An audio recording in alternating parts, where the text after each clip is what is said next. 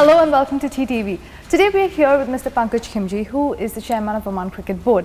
So, Mr. Khimji, everybody knows your passion and your enthusiasm for cricket. But for you, the result is of course all of this that we see around. But where did the journey start for you? What were your earliest memories of playing cricket? Wow, you're actually taking me down memory lane. Cricket became a passion watching my father play on the brown earths of Beit al-Falaj, and I would say in the mid to late 60s. And then of course when I went to school in Mumbai, I saw other students play the cricket, and I joined and I completely embraced it. Wow. And I played it in my corridor at home, in my bedroom, against the door, against the window, we used any amount of props to make that a cricket stump, and we used from bath flats to washing batons to use it as cricket bats. So yeah, cricket memory goes back to days, and both early memories of watching it when father was playing, and then in the early 60s, and then playing it myself in the corridors and streets of Mumbai. Wow, wow. All right, so fast forward back to now. Where are we in the preparations for the ICC T20 World Cup? I think you're talking to me with 5 days and counting. Very close. I think we're, in true honesty, we're pretty much on a autopilot now. Everything's already set. We are set. Of course, we will not be ready till we're ready, or we'll not be ready till it's over. But I think we are generally ready. We're very pleased with the outcome so far. We had 3 simulated games with Bangladesh and Sri Lanka. We had up to 2,500 people in the crowd, and we managed that well. So infrastructure-wise, I think we're 95% ready. That's great. From a people and volunteers point of view, I think we're 99% ready, and waiting for the teams to come back. Right, they're in UAE now. I'm actually at the moment in time, my mind says, let's get it over and done with. Right, okay, moving on. This must be a very proud moment for Oman to actually be the host. This is, it cannot get bigger than this, as I said earlier. And I think Oman will benefit and will gain a lot of recognition from being one of the most beautiful destinations, not just for sport, tourism, but also for generally from the tourism point of view. We're trying to make sure that there is enough material on Oman in general being telecasted now and then during the matches to showcase Oman as a beautiful country. Right. And how has this vision taken shape with this landmark event?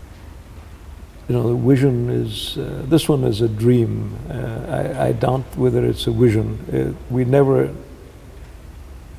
kind of put into vision a thing of putting up a World Cup match. This is a dream, and it's a dream being realized. So I can't take credit for the fact that this we planned. No, we didn't plan this. This came our way and we grabbed it.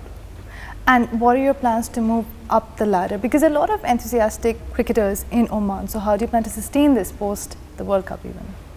Antara, we are already at about 13th rank in the ODI status globally. We are already at about 17, 18 rank in the T20. Now, how much further do you want me to go? And quite frankly, we're not a professional cricketing country. We are a very good amateur cricketing country. We play weekend cricket. We don't play multi-day cricket. We play the short and the white ball form of cricket. So I think we'd like to remain the way we are. I think if I can maintain this particular level of cricket, which is a very, very good level of cricket, by the way, then I'll be very pleased for the next 5 to 10 years. Great. And can you shed some light on expanding the infrastructure in Oman for cricket? That is something that we want to take on immediately after the World Cup, is to put up a 10-year infrastructure development plan. We have already an existing land for a third ground, a third green ground, so we want to do that. We now already have the second ground, which is going to have lights, so we can have 2 games simultaneously at night being played. So that is something which is very progressive.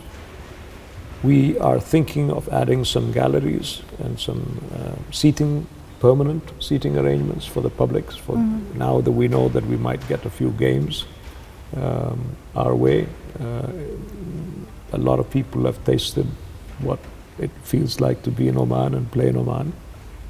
And we expect that there might be some countries who might want to come and do a pre-season tour or a mid-season tour.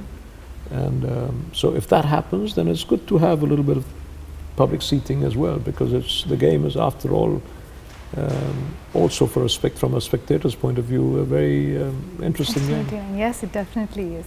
Final question, Mr. Khimji. Apart from the infrastructure, how does the future look like for Oman cricket? I think the future for Oman cricket has never been better. I do not see why Oman cricket will not maintain its so-called status as being the most favored and the most revered nation from an associate cricket point of view. And as I said, we set a vision 10 years ago, and I think in all honesty we've achieved much of what we had dreamt and what we had planned for. There are some people who are not with us today who dreamt about this vision, and we are very fortunate that we are realizing it in such a short space of time. Mr. Khimji, so ahead, just before the game, what would you like to say to the people of Oman? Embrace cricket, haya cricket. This is a new game. It's going to bring a lot of promise, both from a spectator point of view, from a player point of view, and from a tourism point of view. And I hope you will enjoy both watching it and, inshallah, one day playing it as well. So, Haya Cricket Oman. Thank you. Thank you so much. Thank you so much, Mr. Khimji. That was very insightful, and thank you so much for joining us today. Thank you, Antara. That was TTV. Stay tuned for more updates. Good day.